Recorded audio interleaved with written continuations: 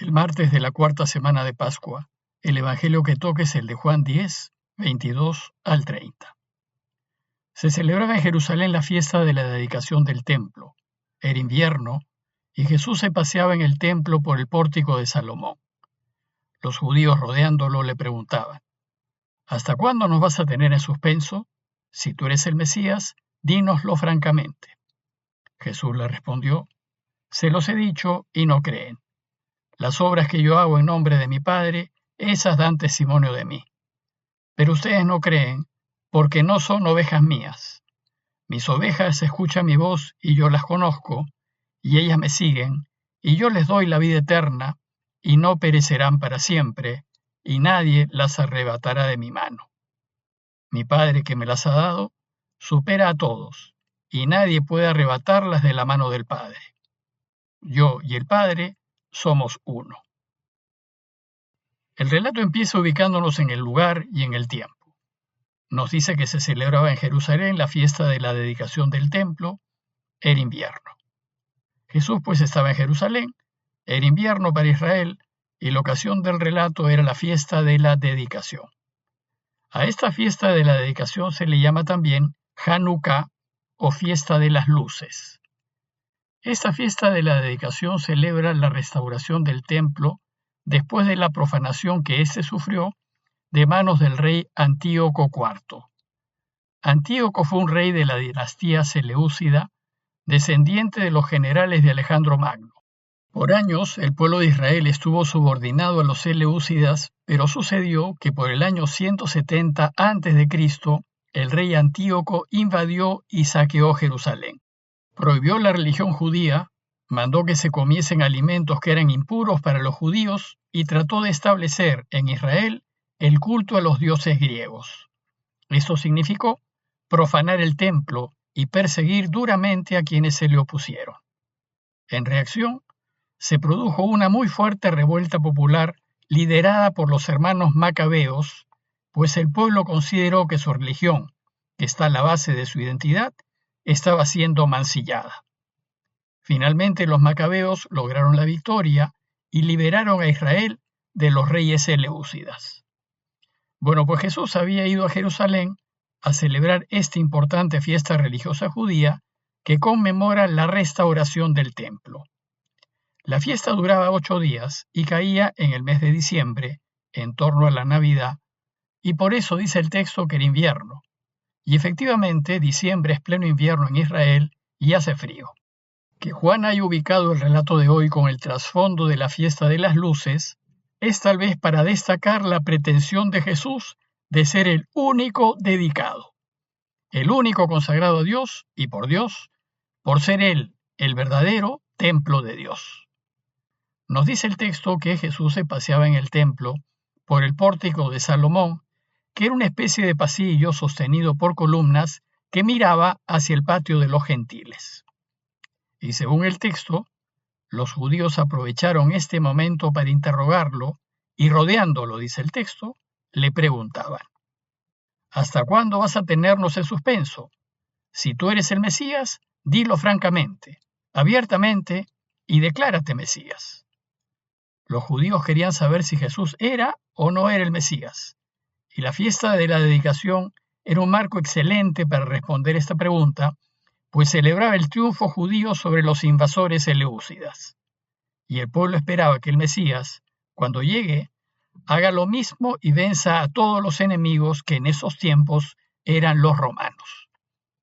De una parte, parecía que Jesús era el Mesías, pues hacía signos extraordinarios que los dejaban boquiabiertos. Sin embargo, esas señales no eran prueba suficiente de que sea el Mesías, pues también hubo en el pasado profetas que hicieron gestos extraordinarios y que no fueron el Mesías. Sin embargo, de Jesús, los judíos no sabían qué pensar, pues si bien de una parte daban esas señales desconcertantes que indicaba que era el Mesías, de otra parte no parecía serlo, pues no tenía medios ni ejércitos y solo lo seguía un grupo de sencillos campesinos de Galilea. Además, los desconcertaba porque no le interesaba el poder. Pero lo que más los confundía es que ayudaba y hacía favores a sus enemigos, los romanos, a quienes se suponía que tenía que derrotar. Jesús no responde directamente a sus preguntas, pues ellos no estaban interesados en creer en Él, sino interesados en mantener sus puestos y seguir gozando de los privilegios que tenían. En cambio, al ciego de nacimiento que curó, sí le dijo directamente que era el Mesías, porque estaba dispuesto a creer. Un poco antes del relato de hoy, después de curar al ciego de nacimiento, Jesús le preguntó: ¿Tú crees en el Hijo del Hombre? Él respondió: ¿Y quién es Señor para que cree en Él? Jesús le dijo: Lo has visto, el que está hablando contigo. Y él entonces dijo: Creo, Señor. Entonces, ante la pregunta de los judíos, ¿hasta cuándo vas a tenernos en suspenso? Si tú eres el Mesías, dilo francamente. Jesús les dice: Ya se los dije, pero ustedes no lo creen.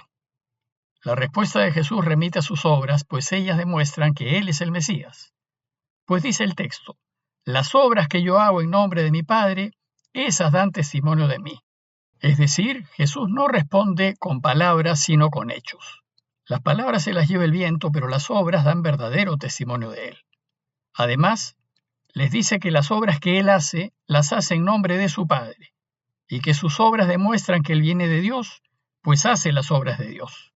Pero esas obras no son vencer, ni derrotar, ni aplastar a los enemigos, sino son misericordia, perdón, salud y vida. Sin embargo, a pesar de ver las obras sanadoras de Jesús, y la última fue devolverle la vista a un ciego de nacimiento, Jesús dice con cierta decepción: Pero ustedes no creen, porque no son ovejas mías. ¿Y qué significa que no son sus ovejas? Significa que no piensan como Él, que no ven el mundo como lo ve Él, y que no tienen los valores que proclama Él. Ellos más bien se guían por los valores del mundo, que son la fuerza del poder y de derrotar y de vencer, que ciertamente no son valores de Jesús. Pero sobre todo, no hacen lo que el Padre quiere, sino lo que su ambición les pide. Por eso no lo entienden, por eso no ven y por eso no lo reconocen como el ungido de Dios. Hay muchos en el mundo que nos rodea que no son ovejas del Señor, pues no viven según los valores que Él propone. Y su interés no es el bien universal, no es el bien de la mayoría, sino su bien personal y el de los suyos. Y entonces les aclara y les dice: A diferencia de ustedes, mis ovejas escuchan mi voz y yo las conozco y ellas me siguen.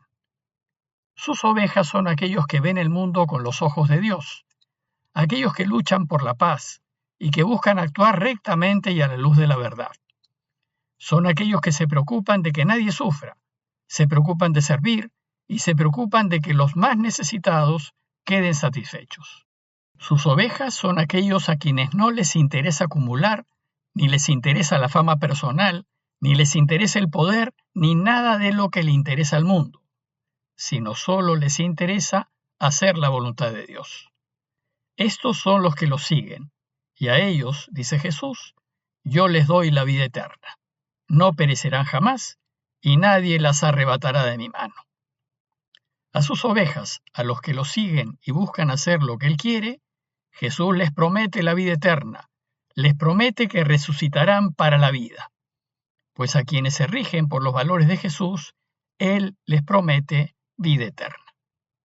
Luego, si nosotros queremos resucitar y vivir para siempre, entonces tenemos que ser de sus ovejas y hacer lo que Él nos dice.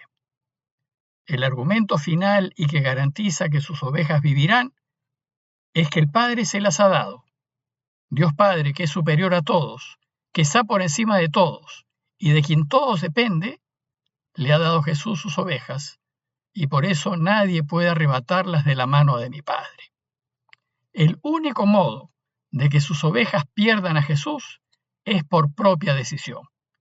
Y esto sucede cuando uno elige y quiere ir en contra de los deseos de Dios. Es decir, cuando uno cae en la tentación y decide aliarse al pecado. Su afirmación final es desconcertante. El Padre y yo somos uno. Aquí Jesús les revela que Él es Dios, que Padre e Hijo son un único Dios. pero esa es una afirmación demasiado fuerte para ellos, porque según ellos, contradice su fe monoteísta, su creencia en un único Dios y Señor del universo. Y entonces, como no creen que Él es uno con Dios Padre, Jesús les dice: ustedes no creen porque no son ovejas mías. No piensan como yo, ni ven el mundo como lo veo yo. A manera de conclusión, los invito a considerar lo siguiente. En el relato Jesús acusa a los judíos, que son muy religiosos, diciéndoles: ustedes no creen. Preguntémonos entonces, ¿y nosotros, no obstante llamarnos católicos, creemos? ¿Y yo creo? ¿Me son suficientes las señales de compasión, perdón, misericordia para convencerme de que Jesús viene de Dios? ¿O necesito ver gestos sobrenaturales, extraordinarios y sensibles para afirmar que Jesús viene de Dios? ¿Es mi Dios aquel que se venga y aplasta a sus enemigos?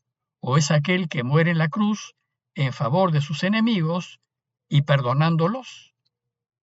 Pidámosle a Dios su gracia para que seamos de sus ovejas, para que creamos en Él por medio de las cosas simples de la vida y para que creamos que nos quiere y que su deseo es que vivamos para siempre. Parroquia de Fátima, Miraflores, Lima.